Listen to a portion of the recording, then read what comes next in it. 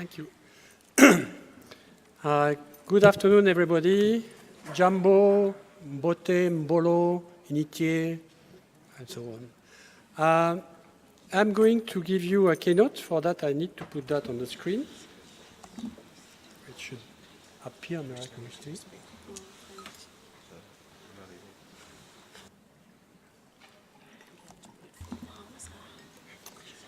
Okay. I'm going to give you a sort of a personal take on forest landscape restoration. So it's not necessarily C4 talking, or it's just me and my views about the topic. And like Eric, I will start by a little bit of time travel. Forest and landscape degradation is nothing really new. I mean, it's sort of, in 1936, the Anglo-French Forestry Commission was tasked of providing evidence of savanization of the forest in West Africa. In 1947, André Aubréville forecast the death of African forest in the first volume of Una Silva. In 1949, the same Aubréville wrote a 300-page book on climat and desertification in Afrique tropicale. When I arrived in Africa, the first time in 1982, in Cameroon, there was the very day President Aidjo gave the power to President Biya. And there was no mention on forest restoration. There was no mention on forest certification. Climate change was not an issue. The issue was about economic development and how can we use natural resources for economic development, timber, land. There was no Chinese influence. There was the France-Afrique at its height. Civil society, almost unknown. Multipartism, very rare. And democratic free election, not very common. And there was 480 million people in Africa. You fast forward 35 years, and here we are with the huge restoration pledge of the IFR 100. This is a snapshot of the website a couple of days ago. The recognition of the importance of African forests and savanna to fight climate change, to protect biodiversity and environment. The increasing importance of China and India as major trading partners, displacing the old colonial power. Huge improvement in democracy, free election, civil society, and there are 1.3 billion Africans. And for the next 20 years, another billion coming. So like me, this morning you had the chance to hear from the story of the voice of the landscape. Here I will try to offer a complementary, personal, and likely biased view about restoration. And I start by a bit of a contradiction with what we have been here. So the world and Africa are greener. So if you look at this paper, everything that you see in green is in fact an increase in tree cover in Africa during a period of time. Then you have the wonderful story of the Gao in Niger. So everywhere in the world, in fact, there is encroachment from savannas by trees. So it seems that we have more trees, but where and how? This is a very recent paper published in Nature that says that, in fact, tree cover has increased during the last 35 years. So we have more trees than we had before, but where and how? And then you see there is a greener in the Sahel, not that positive in the Zambesian region, and then the story that Eric was saying about China. So the main greening outside of the Sahel that is linked of restoration activity is in Northern Europe and in China, where unfortunately degradation seems to prevail around the Amazon and in the Zambesian domain. So we still have more tree. So are we out of the wood? Or do we still need restoration? We do, and probably more than ever. We still have 12 million hectares of land that are lost each year to degradation, harming the well-being of about 3 billion people, and that costs more than 10% of the annual global GDP in lost ecosystem services. And here we are talking about trillions of dollars. So I guess we are a bit like the Red Queen in Alice in Wonderland. the Red Queen has to run all the time to stay at the same place. So if we restore 12 million hectares per year, we stay at the same place. So if we want to run and move, we have to run twice as fast as the Red Queen. And land degradation is a pervasive systemic phenomenon. It occurs everywhere. And for those of you that haven't read it, I suggest that you read the IPBES report that was published in 2018. That is the latest summary on forest land degradation. And the message from the IPBES report, besides the one on land degradation is a pervasive phenomenon, is that there is an urgent and concerted action needed. Otherwise, land degradation will worsen, and the problem is that it will become more and more costly. The cost of inaction is huge, and we need to do something about it. Why is there degradation? Because you have some drivers of degradation, and here is a snapshot of the IPBES report, and you see the driver of degradation for Africa. And in fact, the main driver seems to be rapid expansion and unsustainable management of cropland and grazing land, I quote the quote, causing significant loss of biodiversity and ecosystem services, food security, water purification. This has reached critical level in many parts of the world. So we need to address the drivers of degradation. Because if we don't address its driver, we can restore as much as we want, the land will be degraded again. So restore, yes, but where, how, and for whom? This is a map that was produced by WRI about the potential of restoration in Africa. And everything that you see in green has some potential for restoration. And Africa offers the greatest potential for forest landscape restoration. But we also need to be very careful, because any place that is without trees is not necessarily a degraded place, and that we have to remember that I think originally in the IFR 100, 40% of the land that was supposed to be restored was rangeland, so it's not necessarily only forest. So we need also to think about what we saw this morning. Restoration is about more than just the trees. Restoration is a question of landscape, is a question of community rights. So we need to think about where to restore, why to restore, and for whom to restore.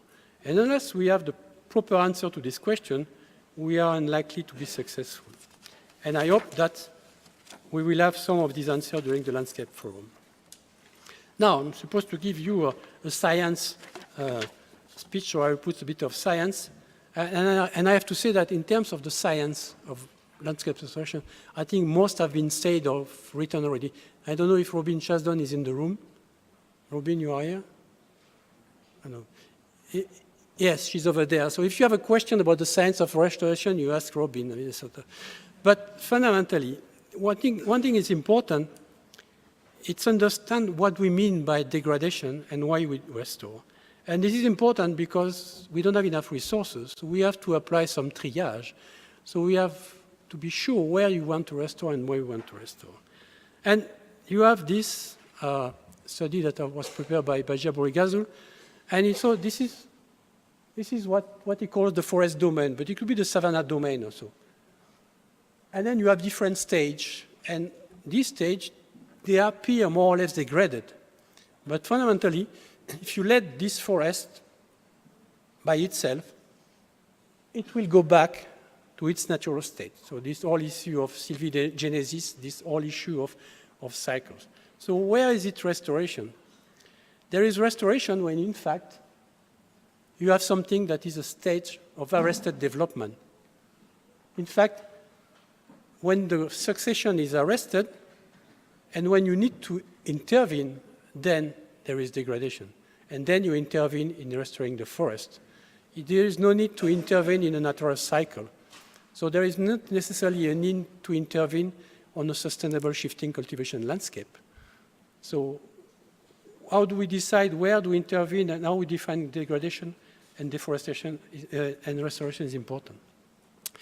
And then the next question is, when you invest a significant amount of money in terms of restoration, how do you measure success?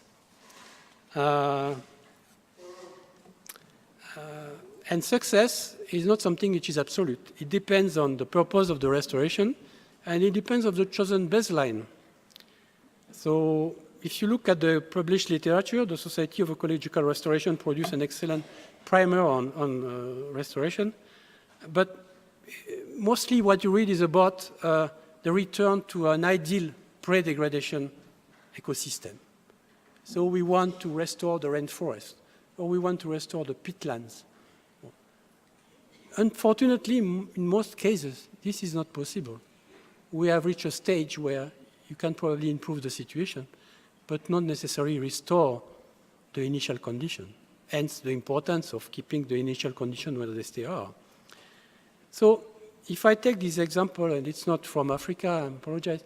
This is a degraded peatland in Indonesia, in the Riau province. What you see is water, marsh, something that is burning every year, generating huge amount of greenhouse gases.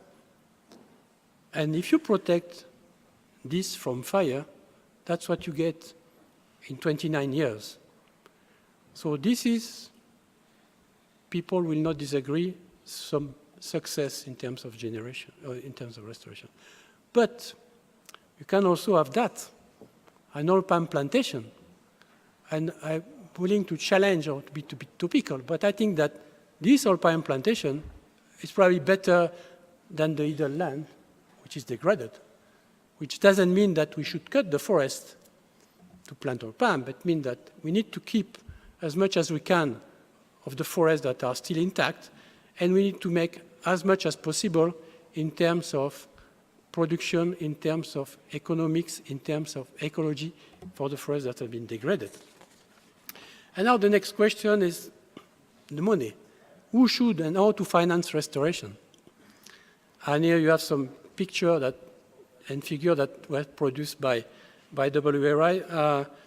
There is about a shortfall of $300 billion per year in terms of funding for conservation and restoration. Sounds like a huge amount. Well, let us remind ourselves that the world managed to find every year $1,200 billion to produce weapons. So if we put our priority right, I think we should be able to find a few hundred billions to something that is probably our last chance of not going to a 3-degree world in 2050. So how do you make restoration an economic activity? And here you have big numbers. We lose 6.3 trillion per year to land degradation. And trillion is a number that is a bit mind-boggling for me. Anything that is more than 80, I cannot understand. But that's a huge amount. And then you read, otherwise, in other papers, and these are all from scientific papers, there is a net benefit from, let's say, 0.7 to 9 trillion simply by achieving the bond challenge. If you invest $1 in restoration, you are promised a $7 to $30 economic benefit for return. Do you know any financial investment, bonds, that brings you this return? And if we have huge costs to society, impressive returns, why is it that you don't have all the investors of the world knocking at the door over there trying to invest in restoration? Why are we not doing it?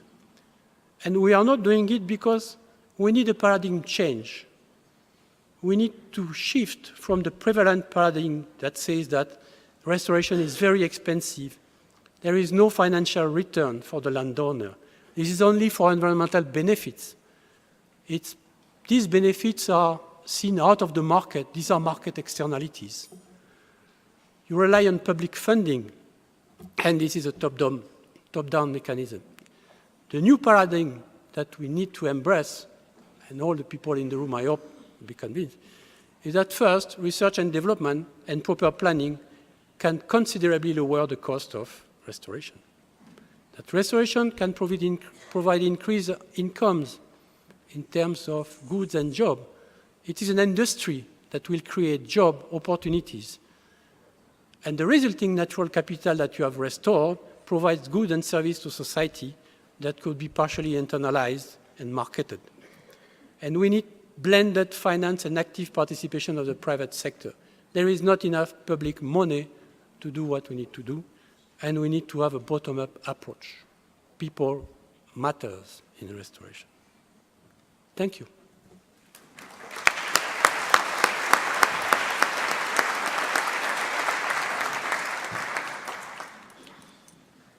I think we need another round of applause, considering he talked about weapons. It is true. The world has committed lots of resources to actually secure weaponry, and we're not committing the equivalent of that amount to really restore these ecosystems that matter so much for our very existence. So I'll make a move from here.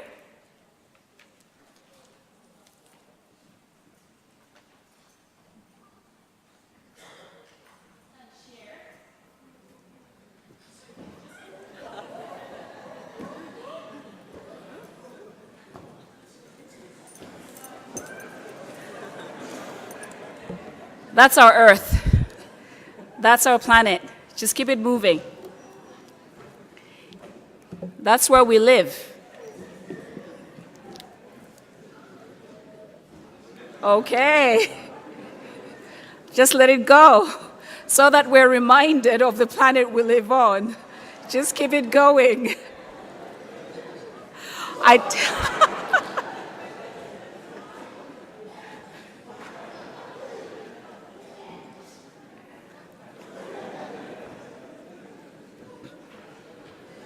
Thank you. Just keep it going.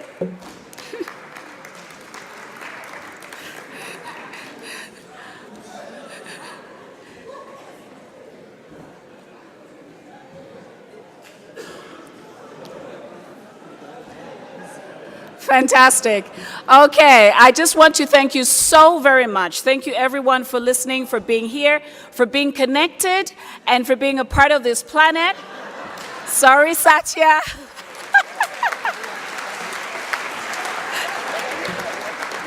For being connected. And at this juncture, I really want to thank you so much. And you have 15 minutes ahead of our tea break and networking period. Please enjoy. And there will be some amazing sessions after that. Enjoy the complex and have fun and network. We're all connected. Thank you.